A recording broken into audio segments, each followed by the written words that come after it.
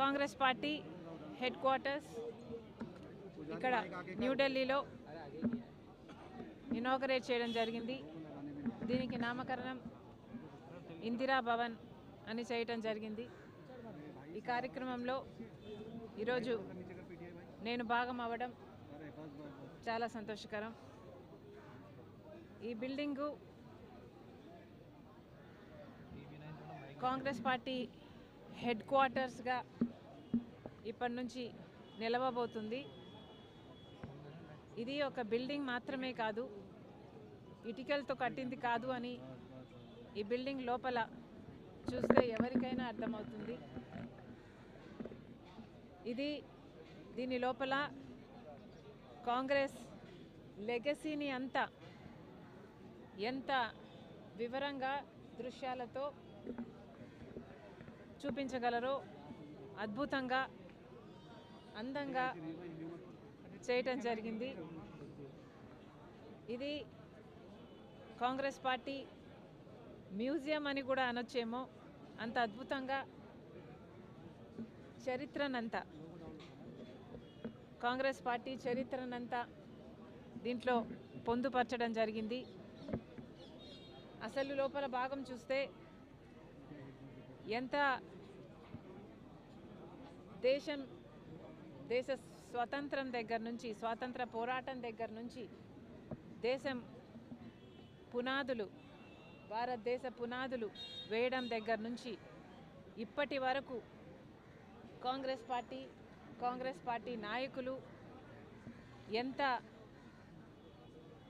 వారి శ్రమను, వారి రక్తాన్ని ధారపోసారో, ఎంతమంది ప్రాణ త్యాగాలు చేశారో, ఎంతమంది కాంగ్రెస్ యోధులు, కార్యకర్తలు అన్ని త్యాగాలు చేస్తే ఈ దేశానికి స్వతంత్రం వచ్చిందో, ఆ తర్వాత కూడా మన దేశానికి పునాదులు వేసి రాజ్యాంగాన్ని నిర్మించి ప్రపంచంలోనే అతిపెద్ద డెమోక్రటిక్ నేషన్గా ఈరోజు భారతదేశం నిలబడింది అంటే దీనికి అంతటికీ కారణం కాంగ్రెస్ పార్టీ.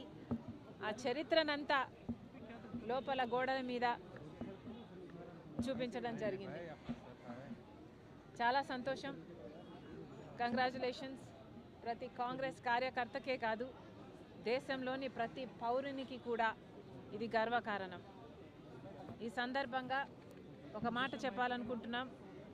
నిన్న ఆర్ఎస్ఎస్ ముఖ్య నేత ఒక వ్యాఖ్య చేయడం జరిగింది.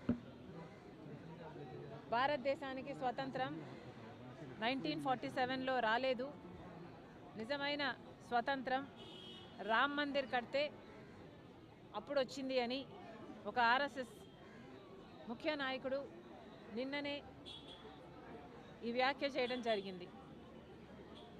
అసలు దేశ ప్రజలంతా ఆలోచన చేయాలి, ఈ మాటలను గమనించాలి. ఇవి దేశద్రోహ మాటలు కాదా? వీళ్ళు అధికారంలో ఉన్న వాళ్ళలాగా మాట్లాడుతున్నారా? వీళ్ళు టెర్రరిస్ట్ లాగా మాట్లాడటం లేదా? వీళ్ళ వ్యవహారం టెర్రరిస్ట్ లాగా లేదా? మన దేశానికి స్వతంత్రమే రాలేదని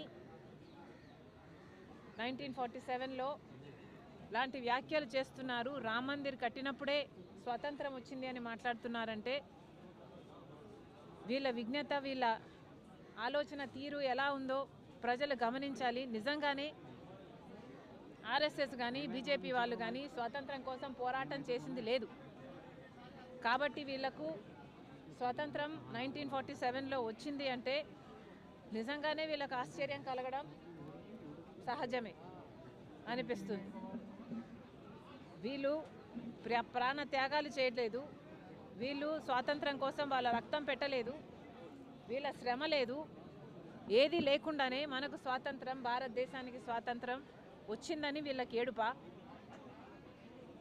నిజంగానే వీళ్ళు అధికారంలోకి వస్తేనే స్వాతంత్రం వచ్చింది అని మాట్లాడుతున్నారు అంటే ఇది టెర్రరిస్ట్ భాష కాకపోతే ఏమిటి అని అడుగుతున్నాం. మళ్ళీ చెప్తున్నాం, ఒక్క కాంగ్రెస్ పార్టీ మాత్రమే ఈ దేశానికి స్వాతంత్రం కోసం పోరాటం చేయడమే కాదు, రాజ్యాంగాన్ని నిర్మించడమే కాదు, పునాదులు వేయటమే కాదు ఈ రోజు వరకు కూడా ఇన్ని భిన్న మతాలు, కులాలు, భాషలు, ప్రాంతాలు ఉన్న దేశాన్ని ఏకంగా ఉంచుతున్న, రాజ్యాంగాని కోసం కొట్లాడుతున్న ఏకైక పార్టీ ఈరోజు కాంగ్రెస్ పార్టీ. మన బిడ్డల ఎంప్లాయ్మెంట్ కోసం అయితేనేమి, మెహంగాయి కోసం అయితేనేమి, మన దేశంలో ప్రేమను, సోదర భావాన్ని నిలబెట్టడం కోసం అయితేనేమి ఈరోజు కొట్లాడుతున్న ఏకైక నాయకుడు రాహుల్ గాంధీ గారు. అలాంటి పార్టీలో నేను భాగమైనందుకు చాలా గర్వకారణం. ఈరోజు మరి ముఖ్యంగా ఈ కాంగ్రెస్ పార్టీ హెడ్ క్వార్టర్స్ ఈరోజు ప్రారంభం చేశారు. అందుకు ప్రతి కాంగ్రెస్ కార్యకర్తకి కూడా మనస్ఫూర్తిగా కంగ్రాచ్యులేషన్స్. Thank you.